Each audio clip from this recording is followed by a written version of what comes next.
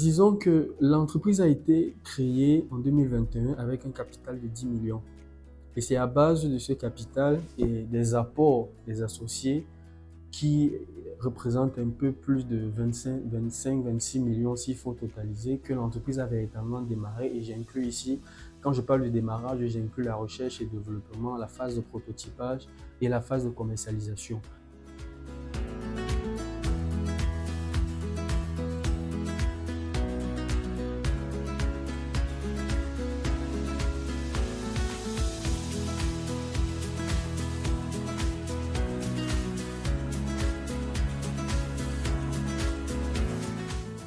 Bonjour, investi au Cameroun. Je suis Yves Bertrand Solanga, le promoteur de Light Group. Light Group, c'est une entreprise, une start-up camerounaise spécialisée dans les nouvelles technologies, plus précisément dans l'Internet des objets. On fait dans tout ce qui est contrôle des hydrocarbures. En fait, on aide les entreprises pétrolières, en particulier les entreprises industrielles en général, à mieux contrôler et gérer leurs actifs pétroliers. Il y a 3 ans aujourd'hui, le projet se limitait uniquement au contrôle quantité des produits pétroliers. Mais aujourd'hui, on est allé beaucoup plus loin en mettant un contrôle quantité et un contrôle qualité. Et en plus de cela, le niveau d'eau et un système de remontée des données des pompes. On avait un système qui fonctionnait exclusivement sans fil, avec des batteries intégrées.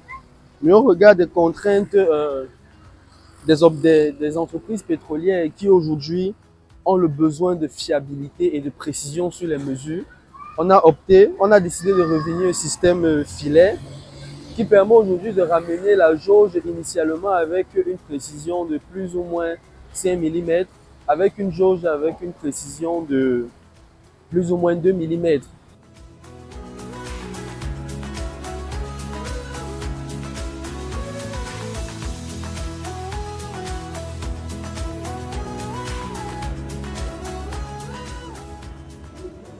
Comme je disais tout à l'heure lorsque nous étions sur le site du client, entre 2022 et 2025, on a véritablement évolué au niveau technique parce qu'on est quitté d'une jauge qui ne transmettait que les quantités de carburant dans le produit à une jauge qui a la capacité de transmettre non seulement les quantités, mais aussi le niveau, la densité et la quantité d'eau dans la cuve.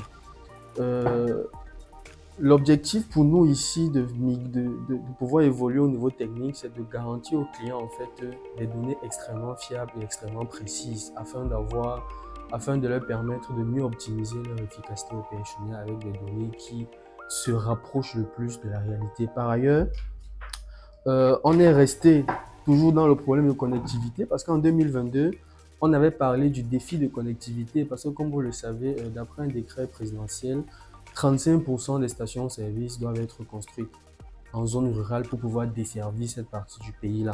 Et généralement, les entreprises sont confrontées à un problème de couverture réseau dans ces zones-là. Donc du coup, pour remédier à ce problème, on a signé un partenariat avec une entreprise basée en Chine qui nous octroie en fait cette technologie qui permet à nos jauges en fait de pouvoir remonter les données des stations-service, peu importe la zone géographique, qu'il y ait une perturbation réseau, une faible couverture réseau.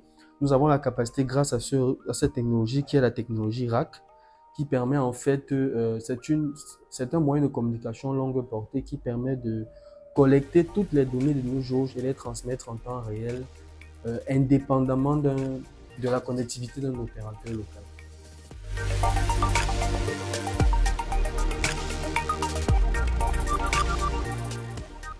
Le mot merci ne suffira pas pour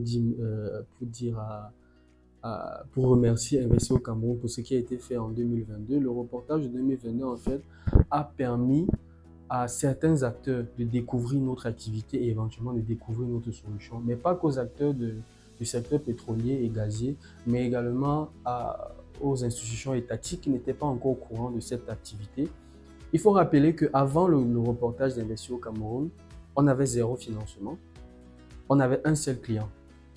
Après ce reportage, la visibilité qu'Investi au Cameroun nous a donnée nous a permis éventuellement d'acquérir plusieurs autres clients par le biais de ce reportage-là, mais également d'avoir un certain nombre d'appuis, pas des investisseurs, mais des appuis financiers au niveau de l'État, parce que nous avons obtenu plusieurs dotations financières, non seulement de l'État du Cameroun, mais également des institutions internationales, comme des organisations internationales comme l'AFD, l'Agence française de développement, par le biais d'Expertise France dans le cadre du programme MIT Africa.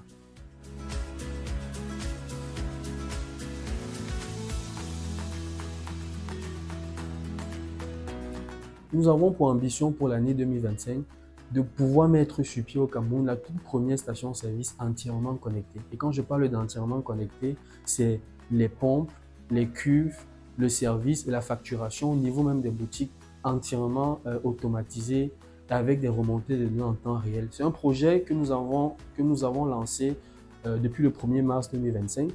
Et nous sommes en train de rechercher des financements auprès des organisations internationales, auprès des pouvoirs publics, mais également auprès des investisseurs privés pour pouvoir mettre sur pied ce projet. Par ailleurs, dans le cadre de l'expansion, l'ICOP recherche sur les marchés financiers un peu plus de 100 millions de francs CFA pour pouvoir accélérer son développement commercial, tant au niveau du Cameroun, mais également au niveau de 2 pays de la sous-région, à savoir la Guinée équatoriale et le Gabon.